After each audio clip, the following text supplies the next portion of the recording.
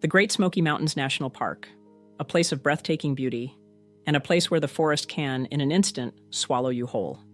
And in 1969, the Great Smoky Mountains National Park became the setting to one of the largest, most baffling missing person searches in its history, when on a June afternoon, a 6-year-old boy stepped behind a bush and vanished from the face of the earth.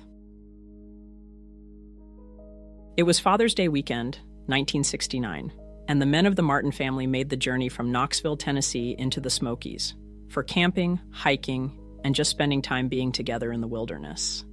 It had become a cherished yearly tradition for the Martin family. Bill Martin, his father, and his 2 sons, 9-year-old Douglas and 6-year-old Dennis, would hike into the Great Smoky Mountains to spend the holiday together. Dennis was almost 7, his birthday less than a week away. He was small for his age, with a quiet smile, but he was full of energy, and he'd been looking forward to this trip for weeks. The Martins arrived on June 13, 1969, and started out from Cades Cove and hiked the trail to Russell Field. Once they arrived, they set up camp, cooked dinner, and talked around the fire. By all accounts, the night passed peacefully. The next day, June 14, 1969, would change everything.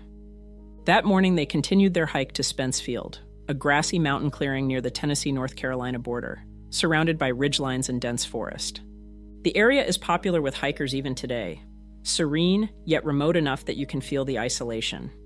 By 4:30 p.m., they were setting up their camp for the night and getting to know some other hikers that were camping as well. Dennis, his brother Douglas, and 2 other kids from a nearby family started to play together and decided to try a classic kids prank on the adults hiking in the area. When the adults were hiking up the nearby trail, the boys would split up, hide in the brush on either side, and jump out to scare them. Bill Martin and his father saw the boys plotting. They smiled and played along.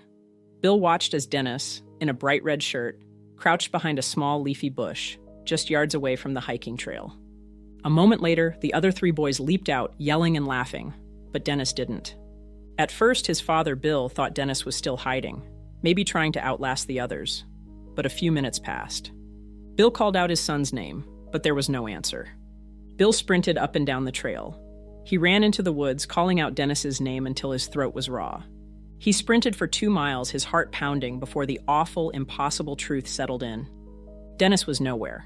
In the span of about 5 minutes, under the watchful eye of his own father and grandfather, he had evaporated into thin air. Within hours, park rangers were notified. A massive search effort began, one of the largest in National Park Service history. Over the next few days, more than 1,400 people would join in the search for Dennis Martin. Rangers, volunteers, National Guard troops, and even Green Berets.